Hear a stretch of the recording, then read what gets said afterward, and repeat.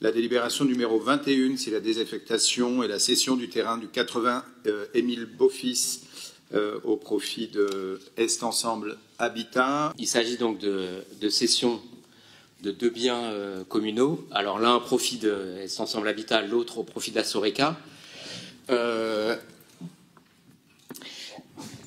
Il est possible de vendre, de céder à des organismes publics en dessous de la valeur estimée par les domaines. Mais il faut le justifier quand même. C'est-à-dire que la jurisprudence est claire. C'est pas parce que ça reste dans la sphère publique qu'il ne faut pas de justification à la baisse de prix. Or, dans l'un des cas, on cède pour 100 000 euros au lieu de 264 000, évalués par les domaines. Et dans l'autre cas, on cède pour 1 euro, pour une évaluation de 28 000 euros par les domaines. Donc, ça s'appelle une vente à vil prix, voire une libéralité, sauf si on justifie, mais il faut le justifier dans la délibération. Or, la délibération, elle ne dit rien des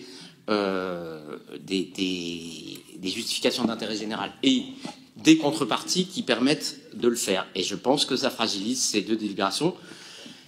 Quand on sait qu'il y a parfois des contentieux par des gens qui auraient voulu acheter et qui disent comment ça se fait que ça a été cédé, etc. Sur ces deux délibérations, l'intérêt général est mentionné dans la délibération, puisque pour la délibération numéro 21, notamment concernant le 80 Émile Beaufils, il s'agit d'une opération de logements sociaux qui est prévue, que c'est un terrain qui a été longuement immobilisé pour la parcelle voisine par Est Ensemble Habitat, qui a accueilli pendant des années un équipement petite enfance qui a été libéré il y a quelque temps, au moment notamment de l'ouverture de l'équipement sur la ZAC Boissière-Acacia, et que ces deux éléments ont participé du choix de la municipalité, effectivement, de permettre, pour le bilan de l'opération d'Est Ensemble Habitat, de pouvoir bénéficier de cette remise. Et sur la remise pour la Soreca, c'est la même chose.